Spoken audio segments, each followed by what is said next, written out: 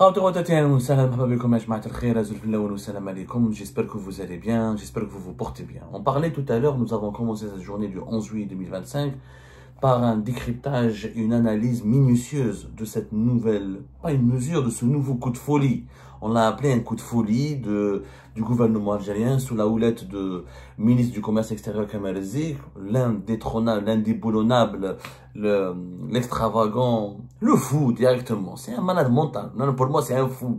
Quelqu'un, ministre, qui utilise son autorité pour bloquer tout le pays, pour bloquer des milliers d'entreprises, pour bloquer toutes les banques en leur disant vous n'avez plus le droit d'importer si vous n'appliquez pas une nouvelle mesure maintenant. Et cette nouvelle mesure communiquée le 9 juillet, elle devrait être appliquée sur tout ce qui a été décidé en ce qui concerne les opérations d'importation du pays depuis le 1er juillet. C'est de la folie tout simplement. On en a parlé tout à l'heure et on a expliqué que dans cette folie ambiante qui caractérise la gestion des affaires économiques du pays, le gouvernement utilise une association, qui est l'association qui est la BEF, qui est l'association des banques et des établissements financiers en Algérie, qui est une association.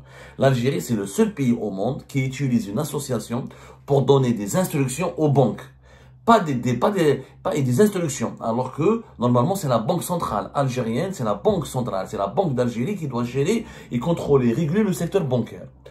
Pendant ce temps-là, au moment où la banque centrale n'était même pas au courant, je peux vous assurer que ni le gouverneur n'a été consulté, n'a été associé à cette décision, ni les directeurs généraux, les directeurs centraux, ni les principaux responsables de la Banque d'Algérie n'ont été initialement ou préalablement consultés et informés de cette nouvelle mesure de blocage des importations en demandant aux entreprises algériennes de faire valider auprès de plusieurs ministères du gouvernement et du ministère du Commerce extérieur un programme prévisionnel d'importation durant 6 mois. C'est inédit. Aucun pays au monde, aucun État ne va se mêler des affaires d'entreprises privées ou même publiques en leur disant vous ne pouvez pas travailler, vous ne pouvez pas importer un boulon à l'étranger si vous ne me dites pas à l'avance ce que vous voulez acheter ou importer à l'étranger durant les 6 mois à venir. L'État, c'est pas son rôle de contrôler les importations des entreprises. Son rôle, c'est contrôler les finances du pays, de réguler l'économie, de lancer des méga-projets, de lancer des investissements importants, de transformer l'économie du pays, de veiller sur sa sécurité. La gestion financière de l'entreprise, elle relève du conseil d'administration, de la direction de l'entreprise. Et les financements que demande l'entreprise, c'est aux banques de décider si les demandes des entreprises sont légitimes, pas légitimes, intéressantes, fondées, pas fondées. Ce n'est pas à l'État. L'État, il a d'autres chats à fouetter. Mais comme l'État algérien est absent, il s'est clochardisé à cause de ses dirigeants comme Kamel Zik, etc., qui ont transformé l'État en une console de jeu. On dirait que c'est une partie de PlayStation, de Nintendo. C'est un jeu. On dirait un jeu, c'est un jeu virtuel où les dirigeants algériens se prennent pour des super-héros, avec des super-pouvoirs. Ils oublient qu'il y a un pays derrière, qui a 47 millions d'Algériens, qui a une population, qui a un quotidien, qui a un pays avec une stabilité. Ils sont dans un monde totalement déconnecté du véritable monde réel. Et dans ce monde-là, les institutions du pays ont perdu toute leur valeur. La preuve, la Banque d'Algérie, alors c'est pas elle qui a communiqué aux banques la nouvelle instruction concernant le blocage et le contrôle et, on va dire, l'encadrement et la surveillance des importations. Alors qu'elle n'a même pas été consultée, alors qu'elle n'a même pas été associée à cette prise de décision, le même jour où une association qui s'appelle la BEF, l'Association professionnelle des banques et des établissements financiers, qui n'est qu'une association, dont le rôle est d'organiser des séminaires, de donner des idées, de proposer des idées, de former le personnel, aborder les questions bancaires, d'être une force de proposition, une association. Ça s'appelle une association, c'est tout. Faciliter le développement du secteur bancaire, faire des propositions aux autorités concernant le secteur bancaire. C'est une association qui commande à la place de la Banque centrale. La Banque centrale, qu'est-ce qu'elle fait? Le même jour, le 9 juillet, elle adresse une note aux banques algériennes pour leur dire que Omar Rabra est interdit de gérer de gérer la moindre activité économique ou financière dans le pays et que les banques ont l'interdiction de travailler avec Omar Rabra. Voilà la note, ce qu'elle dit. Avec la note. On va vous la montrer après. en référence au procès-verbal de notification établi par la Direction générale de la Sûreté nationale, portant exécution de l'injonction judiciaire émise par le juge d'instruction en charge de la Chambre 3 du pôle pénal économique et financier en date du 3 juillet 2025, il est porté à la connaissance des banques que M. Omar Rabrab, fils de Saad Rabrab, le milliardaire, l'homme le plus riche du pays, fait l'objet d'une interdiction d'exercer toute activité commerciale, quelle qu'en soit la nature, en sa qualité de gérant, de directeur, de membre du conseil d'administration des sociétés dans lesquelles il est impliqué.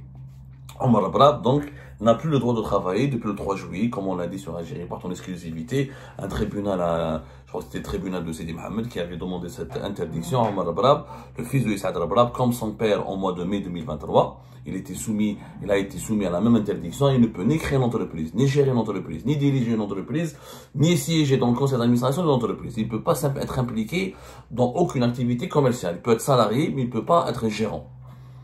Et la Banque d'Algérie, en conséquence, les banques sont tenues de surseoir à l'exécution de toute opération initiée par M. Omar Rabrab, conformément à la décision judiciaire, jusqu'à nouvel ordre. Les banques doivent veiller à la stricte application de cette mesure. Donc la Banque d'Algérie, elle est devenue un huissier de justice. Elle informe les banques des décisions de justice. Est-ce que vous êtes la Banque d'Algérie? Oui, si. Alors que dans les décisions importantes qui concernent la macroéconomie, qui concernent la gestion des finances du pays et la gestion du secteur bancaire, elle n'est pas au courant, elle n'est pas informée, elle n'est pas associée, et c'est pas elle qui donne les instructions, c'est une association, la BEF. Mais quand il s'agit d'interdire à quelqu'un comme Omar Rabrab de travailler, de gérer, ou de créer une entreprise, ou de bénéficier d'un crédit bancaire, ou d'exercer toute activité commerciale ou de gestion, eh ben c'est la Banque d'Algérie qui intervient. Oui, c'est de justice. Regardez comment on a clochardisé la banque. Une association, c'est elle qui s'occupe de communiquer les instructions les plus stratégiques, les plus sensibles concernant la gestion du commerce extérieur du pays. Et la Banque centrale, qui est censée quand même être le cœur battant de l'économie, du système économique du pays, elle fait quoi? Elle doit informer de décisions de justice les autres banques, les banques du pays. Ne travaillez pas vraiment. La priorité de la Banque d'Algérie, c'est Omar Rabrab. C'est la priorité de la Banque d'Algérie. Omar Rabrab, pour la Banque d'Algérie, il est plus important, c'est une mission plus importante que de réguler et de s'occuper du commerce extérieur ou de s'occuper des activités financières et bancaires du pays.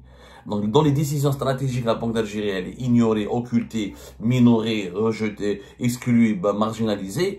Mais quand il s'agit de Omar Rabrab, la Banque d'Algérie, c'est à elle d'annoncer aux banques.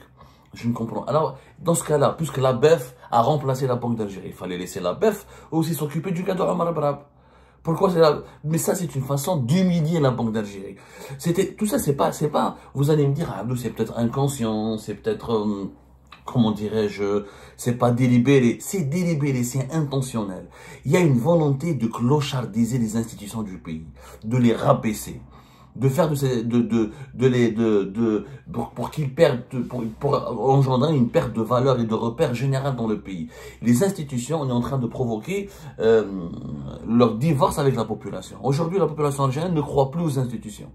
La population algérienne a compris qu'on n'a pas d'institution. Quand une banque centrale n'est même pas au courant, n'est même pas informée, n'est même pas consultée pour l'application d'une décision qui bloque les importations et les opérations bancaires et les opérations financières bancaires au niveau des importations de toutes les entreprises du pays, mais on lui demande d'informer, de s'occuper du cas de Omar Rabrab, qui est un individu. Omar Rabrab, il a beau être le fils de Saad Rabrab, l'homme le plus fortuné du pays, mais qui est exclu, qui est sous contrôle judiciaire depuis mai 2023, ça reste un individu, ça reste un être humain.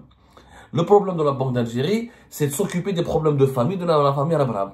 Mais quant à l'économie nationale, à la gestion de l'économie nationale et du secteur financier, la Banque d'Algérie est absente. Mais le gouverneur n'est même pas. Le gouverneur de la Banque d'Algérie, s'il a une dignité, il devrait démissionner. On a bloqué les importations du pays, on a bloqué toutes les opérations bancaires. On l'a même pas informé. À un moment donné, ce gouverneur avait une petite dignité. Il aurait dû aller voir le ministre des Finances. Mais c'est quoi ce bordel? Pardonnez-moi le terme. C'est quoi ce bazar? Je démissionne. Si je n'ai plus de valeur, si je n'ai plus d'autorité, si une association a plus d'autorité que moi, si mes prérogatives ont été transférées à une association, je démissionne. C'est pas la peine d'avoir un gouverneur. Pourquoi avoir un gouverneur de la Banque d'Algérie, le payer, lui donner un salaire, il est mieux payé qu'un ministre. Il a des privilèges plus importants qu'un ministre. Il est censé occuper un poste régalien. Le gouverneur de la Banque d'Algérie, c'est un poste régalien plus important qu'un ministre. Et le ministre des Finances sert à quoi? خلوها كلش au niveau de l'association. نجيبوا les associations, association تاع la BEF pour le secteur des finances, pour les affaires religieuses نجيبوا البركة هذيك association des affaires religieuses, pour نديروا هكا association. Les scouts c'est eux qui vont diriger la solidarité nationale. Pour la santé نجيبوا une association تاع les infirmiers تاع les médecins ونحوا le ministère de la santé وندوها un pays d'association avec une pyramide avec un pharaon qui décide et ce sont les associations qui informent. On n'a pas besoin d'institutions. On a clochardisé les institutions.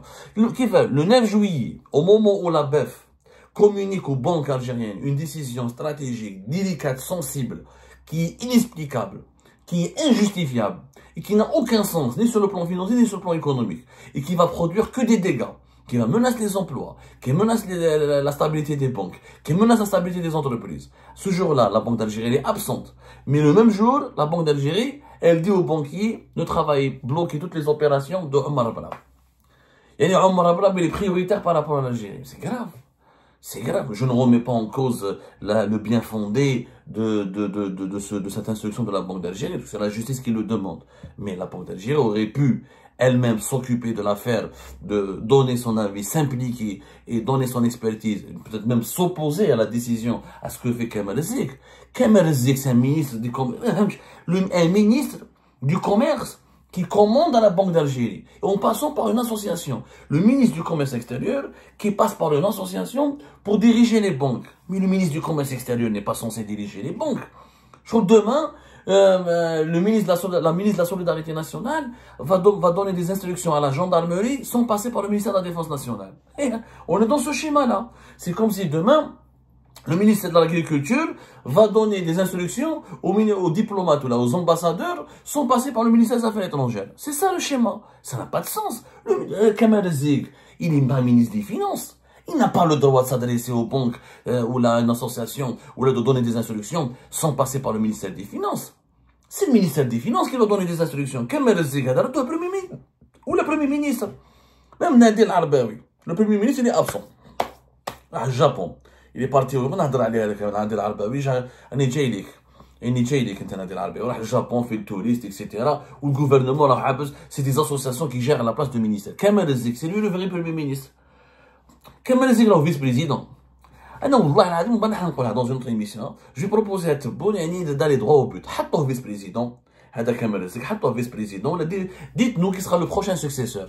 À ce moment-là, je pense qu'il va c'est lui qui va être le prochain président. À ce moment-là, dis-le de nouveau titre président de la République double frac ou la double 6. Ces expressions populistes, on va utiliser une expression populiste célèbre de Kamal Zik, on se met le président double 6 de l'Algérie. وخلاص هو يحكم فيهم كاع. Ni le premier ministre, ni il passe par le ministre des Finances. Ni il passe par la Banque d'Algérie. Il utilise une association pour donner des instructions aux banques. Son ministère, c'est la régulation des importations. Oui. C'est contrôler les importations. Oui. Mais ce n'est pas contrôler les opérations bancaires. Ce n'est pas contrôler les opérations les relations entre les entreprises et les banques. Ça, c'est pas son rôle. C'est pas son rôle. Son rôle à lui, il aurait dû parler avec le ministère des Finances, demander son avis, demander le consulter, se mettre d'accord avec lui, même bad. C'est au ministre des Finances de parler avec le gouverneur de la Banque d'Algérie et d'informer les banques d'une nouvelle mesure. Mais ça n'existe pas. Aujourd'hui, les autres ministères, qui met la Banque d'Algérie ou la huissier de justice. Ou le huissier, voilà, ne bloquer tel compte, arrêter tel compte, ne donnez pas un crédit à telle personne, il est condamné par la justice. Huissier de justice, commissaire de justice qui met en France. Allez à la Banque centrale. On a clochardisé l'Algérie. C'est grave. Un petit ministre comme Kamal Zik